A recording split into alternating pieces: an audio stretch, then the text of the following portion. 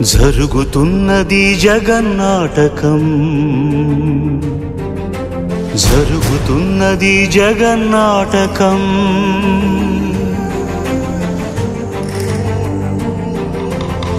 పురాతనపు పురాణ వర్ణన, పైకి కనబడుతున్న కథనం, నిత్య జీవన సత్యమని భాగవత లీలల అంతరార్థం. జరుగుతున్నది జగన్నాటకం, జరుగుతున్నది జగన్నాటకం. మహాత్మా గాంధీ మనిషిగా పుట్టాడు, మహాత్ముడయ్యాడు. మనుషులకు చావు ఉంటుంది కానీ మహాత్ములకు చావు ఉండదు. అందుకే మనుషుల మధ్యలో ఇలా నడి రోడ్డు మీద నిలబెట్టారు మన మహాత్ముని. దారి చూపించిన మహాత్ములను దారిలోనే వదిలేశారు. కానీ దారి చూపిస్తాడో లేదో తెలియని దేవుణ్ణి గుళ్ళో పెట్టి పూజిస్తున్నారు. దేశం కోసం, దేశ స్వతంత్రం కోసం తమ దేహాన్ని బదులుకున్న మహాత్ములు సంపాదించిన స్వతంత్రం మన భారతదేశంలో అని గర్వపడుతున్నాం. కానీ ఒక సమస్య వల్ల మనది అసలు స్వతంత్ర భారతదేశమే కాదనిపిస్తుంది.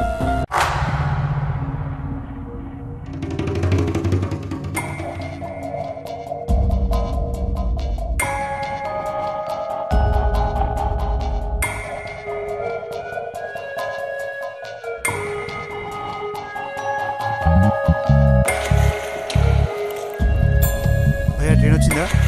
5 నిమిషాలు వస్తుంది.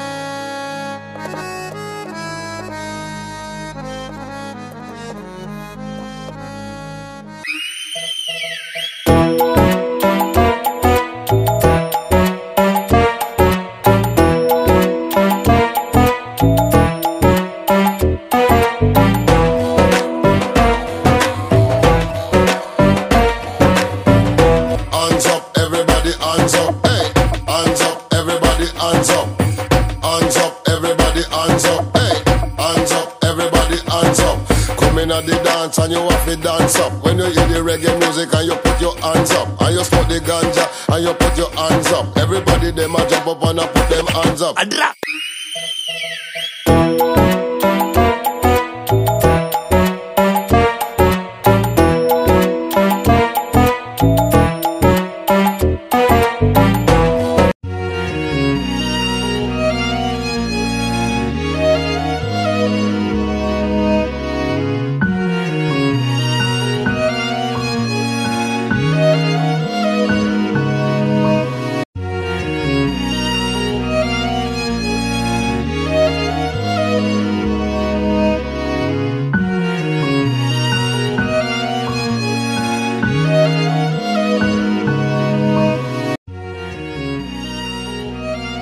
వీళ్ళు అనాథలై అడుక్కోవడం లేదు, అవసరాల కోసం అడుక్కుంటున్నారు.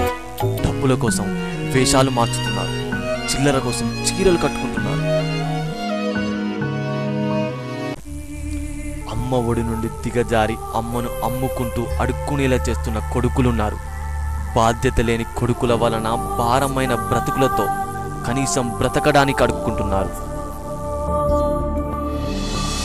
తల్లి తండ్రి లేని అనాథ పిల్లలు ఏం చేయాలో తెలియక, ఎలా బ్రతకాలో తెలియక బ్రతుకు భరిస్తున్నారు. రూపాయల కోసం రోడ్ల మీద పడుతున్నారు.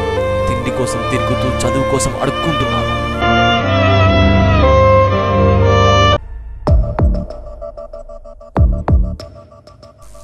డబ్బు కోసం,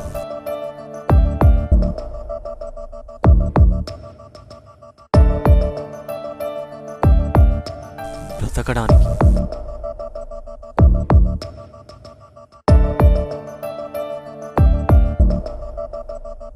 సాధించడానికి ఇలా ప్రతి ఒక్కరూ ఏదో ఒక కారణంతో ఈ ముసుగులోకి దిగుతున్నారు, అడుక్కుంటున్నారు, అలానే ఉంటున్నారు. కానీ ఒక్కటి మాత్రం నిజం, మన దేశంలో అన్నీ ఉండి కేవలం డబ్బు కోసం అడుక్కునే వాళ్ళు 70% మంది ఉంటే, ఏమీ లేక అనాథలై వృద్ధులు, వికలాంగులు, చిన్నపిల్లలు ఇలా అడుక్కునే వాళ్ళు మన దేశంలో కేవలం 30% మంది మాత్రమే ఉన్నారు. ఇప్పుడు చెప్పండి, మనది స్వతంత్ర భారతమని. బ్రతుకునిచ్చిన భారతానికి ఏమి లేదో స్వతంత్రం, నీడనిచ్చిన మహాత్ములకు ఏమి లేదా స్వరాజ్యం. అసలు మనకు స్వతంత్రం ఎలాగో తెలుసా? బస్ స్టాండ్, రైల్వే స్టేషన్, గుడి, రోడ్లు ఇలా మనం ఎప్పుడు చూసినా, ఎక్కడ చూసినా అడుక్కునే వాళ్ళు లేరు. అప్పుడు మన దేశానికి స్వతంత్రం వచ్చినట్టు.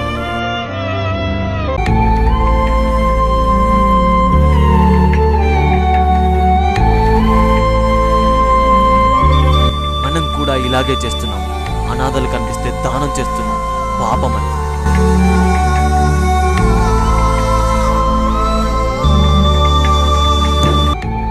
ప్రభుత్వము తప్పు చేస్తుంది, వీళ్ళను పట్టించుకోకపోవడం.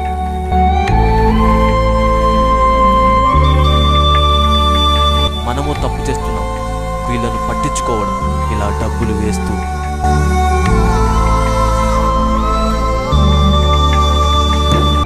కోరికలు తీర్చుతాడో లేదో తెలియని దేవుని కోసం కోట్లు ఖర్చు పెడుతుంది ప్రభుత్వం. కానీ కోరికలున్న మనుషుల్ని కాపాడడానికి మాత్రం కొంత కూడా ఖర్చు చేయట్లేదు. అసలు దేశంలో ఉండేది దేవుళ్ళ, మనుషులా? ఏం చేస్తున్నాం? మనం చేయాల్సిందల్లా ఒక్కటే, మన చేతిలోని ఈ రూపాయి మన స్వతంత్రం. అది మనం చేతులారా పోగొడుతున్నాం ఇలా రూపాయి వేసి. ఎన్నేళ్ల నుండో ఇలా దానం చేస్తూనే ఉన్నాం. ఏదైనా మార్పు ఉందా? లేదు. ఇంకా అడుక్కునే వాళ్ళు ఎక్కువ అయ్యారే తప్ప. ఈ రోజుల్లో అనాథలై అడుక్కునే వాళ్ళకన్నా అవసరాల కోసం అడుక్కునే వాళ్ళు ఎక్కువ మంది ఉన్నారు. రూపాయల కోసం రూపాలు మార్చుతున్నారే తప్ప వాళ్ళ రోజును మాత్రం మార్చుకోవట్లేదు. డబ్బుల కోసం ఆశపడుతున్నారు, ఆ ఆశతోనే అడుక్కుంటున్నారు.